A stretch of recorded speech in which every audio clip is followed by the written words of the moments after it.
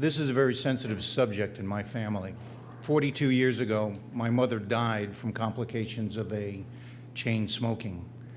Almost at the same time, my father barely survived a lab explosion caused by a cigarette that leveled half of a city block in New York City. My daughter is still addicted to this hideous stuff. Yet, in looking over this proposal, there is a conflict between the staff report and what you actually wrote. The staff report, as presented here, said that this is a misdemeanor. If you look on page 19 of your report, in the ordinance as written, it says it is an infraction. There is a significant difference. I actually, even though I have carried the burden of smoking in my family, I would not support it as a misdemeanor. It should be an infraction as written. However, I feel compelled to point out this conflict to you because it may have been your intention to make it a misdemeanor, and you should address it specifically.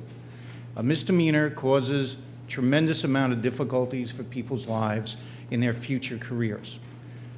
And for smoking, as hideous as it may be, as culturally repulsive, it may be an excessive approach to the problem.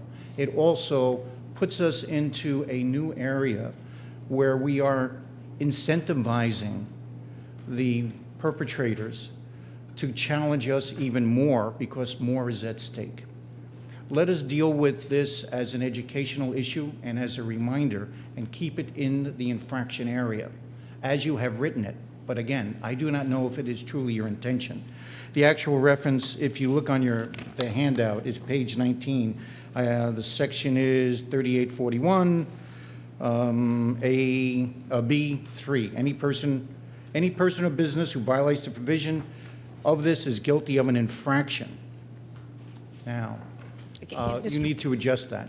And your reference is that in the staff report, it made reference to misdemeanor. It says on the staff report, page 3, and in the clip that was presented, it says violation of the ordinance would constitute a misdemeanor. Okay. So you have a conflict, and I would like you guys to resolve it. As I said, my point on it, as hideous as it is, I believe that the infraction is the better way to go. Okay. I would also have thought that you might do a phased-in kind of approach with the area, but I understand the problem and of the areas where the cafes are spread about. But I bring that out so that you can address it, and thank you.